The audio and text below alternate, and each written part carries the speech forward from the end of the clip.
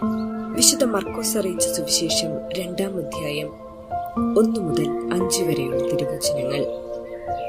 കുറെ ദിവസങ്ങൾ കഴിഞ്ഞ് യേശു കഫർനഹൂമിൽ തിരിച്ചെത്തിയപ്പോൾ അവൻ വീട്ടിലുണ്ടെന്ന വാർത്ത പ്രചരിച്ചു. വാതിൽക്കൽ പോലും നിൽക്കാൻ സ്ഥലം തികയാത്ത വിധം നിരവധി ആളുകൾ അവിടെ കൂടി. അവൻ അവരോട് വചനം പ്രസംഗിച്ചുകൊണ്ടിരുന്നു. അപ്പോൾ 4 പേർ ഒരു തളർവാദ രോഗിയെ എടുത്തുകൊണ്ടുവന്നു.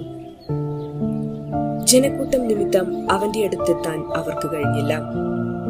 അതിനാൽ അവൻ ഇരുന്ന സ്ഥലത്തിന്റെ മേൽക്കൂര പൊളിച്ച് തളർവാദ രോഗിയെ അവർ കിടക്കയോടെ താഴോട്ടിറക്കി. അവരുടെ വിശ്വാസം കണ്ട് യേശു തളർവാദ രോഗിയോട് പറഞ്ഞു, മകനെ, നിന്റെ പാപങ്ങൾ ക്ഷമിക്കപ്പെട്ടിരിക്കുന്നു. ഓർമ്മിക്കുക,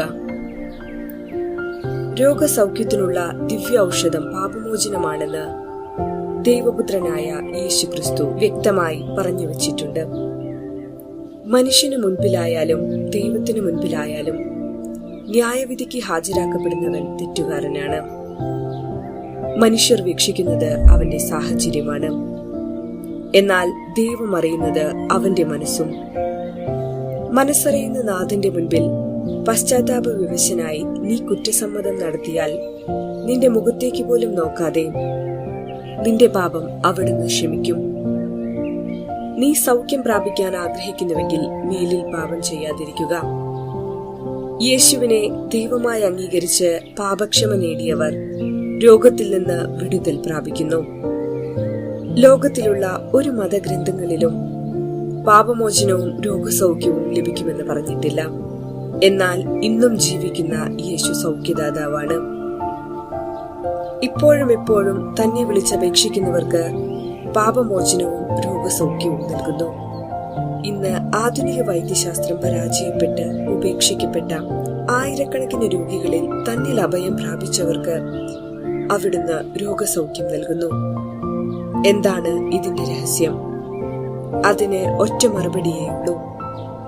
ഇന്നും യേശുക്രിസ്തു നമ്മോടൊപ്പം ജീവിക്കുന്നു. അവന്റെ സാമീപ്യം ഒരിക്കലും നഷ്ടപ്പെടാതെ കാത്തു സൂക്ഷിക്കുവാൻ എല്ലാവർക്കും ഇടവരട്ടെ എന്ന് പ്രാർത്ഥിക്കാം.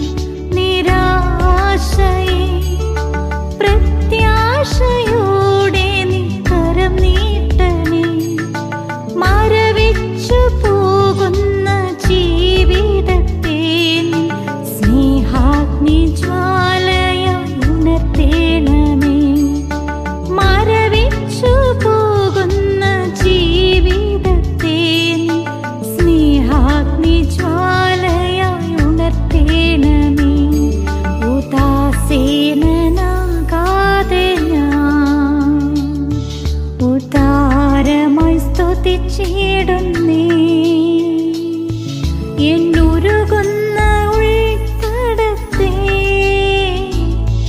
ഉദാരമായി നോക്കിയിടണേ.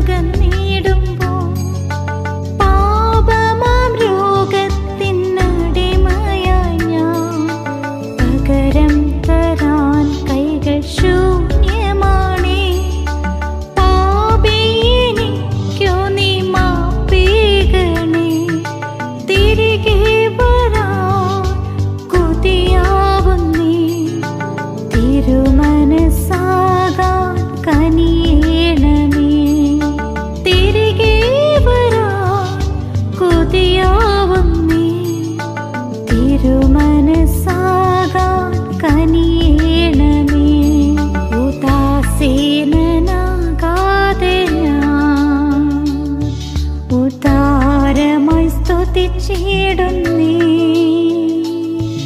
എന്നുരുകുന്ന